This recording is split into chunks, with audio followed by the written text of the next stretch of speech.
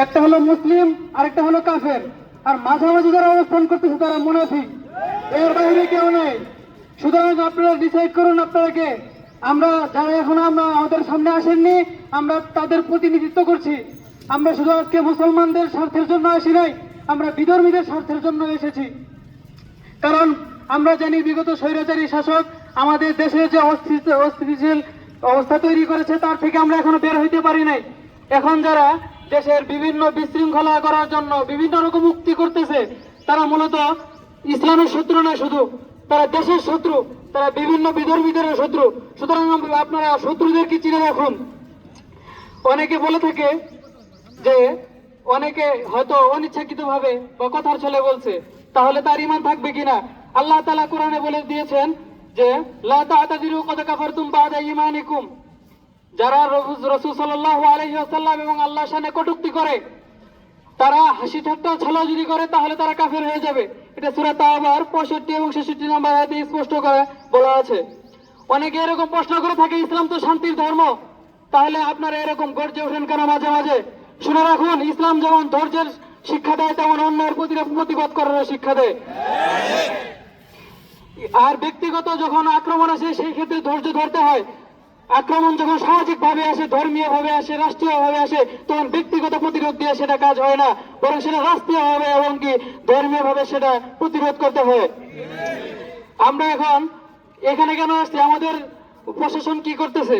আমরা জানি বর্তমান দেশের যে পরিস্থিতি, প্রশাসন নিজেই দেশ সামাল দিতে পারতেছে না। তাহলে আমরা প্রশাসনের উপর কিভাবে এত নির্ভরশীল হয়ে থাকতে পারি? অনেকে বলতে পারেন যে আপনারা তো দেশে বিশৃঙ্খলা সৃষ্টি করতেছেন।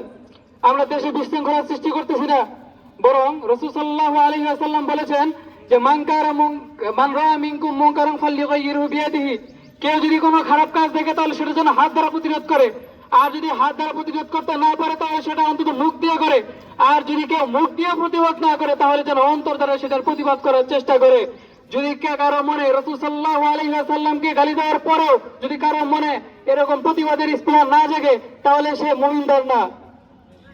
তারপর আমরা এখন বর্তমান পরিস্থিতিতে এটা আমাদের ঈমানের পরীক্ষা চলতেছে। যেমন রাসূল সাল্লাল্লাহু আলাইহি ওয়াসাল্লাম বলেছেন, লা ইউমিনু আহাদুকুম হাত্তা আকুনা হাত্তা ইলাইহি মিন ওয়ালিদিহি ওয়া ওয়ালাদিহি ওয়ান নাসি আজমাইন। তোমরা প্রকৃতপক্ষে মুমিন হতে পারবে না যতক্ষণ পর্যন্ত আমাকে তোমাদের স্ত্রী, সন্তান, ধন সম্পত্তি চেয়ে বেশি ভালো না বাসবে। এজন্য রাসূল সাল্লাল্লাহু আলাইহি ওয়াসাল্লামকে ভালোবাসা হলো ঈমানের অঙ্গ। আর আমরা জানি স্পষ্ট ফতোয়া আছে, মান সাদ্দা নবিয়ান ফাকতুলু, অর্থাৎ নবীকে কেউ যদি গালি দেয় তাহলে হত্যা করো। এখন অনেক বলতে পারেন যে তোমরা এত উগ্রপন্থী কথাবার্তা কেন বলো? শুনে রাখুন, কোরআনের স্পষ্ট কথা, ওয়াল ফিতনাতু আশাদ্দু মিনাল কতল। যদি কেউ বিশৃঙ্খলা সৃষ্টি করে, সেটা হত্যার চেয়েও জঘন্য। কিভাবে জঘন্য? যখন কেউ একটা বিশৃঙ্খলা তৈরি করা ছাড়া সাধারণভাবে হত্যা হয়, তাহলে একজন মানুষ মারা যায়। কিন্তু যখন বিশৃঙ্খলা তৈরি হয়, এটাকে ভিত্তি করে হাজার হাজার মানুষ মারা যায়। সুতরাং একজনকে থামান, একজনকে হত্যা করে পরিবেশ ঠান্ডা করুন, না হলে কিন্তু বিশৃঙ্খলা তৈরি হবে। আমরা বারবার বলতে চাই যে অনেকে বলতে পারে যে আল্লাহ তাআলা তো তাদের বিচার করবেন, তোমরা কেন আসছো? আমি তাদেরকে বলবো, দেশের কোর্ট কাছারি সব বন্ধ করে দিন, যা ইচ্ছে তাই করুক মানুষ, পরকালে বিচার হয়ে যাবে। এখনো চলবে না, বরং যুক্তিতে আসুন এবং দেশের পরিস্থিতি ঠান্ডা করুন। এখনো সময় আছে।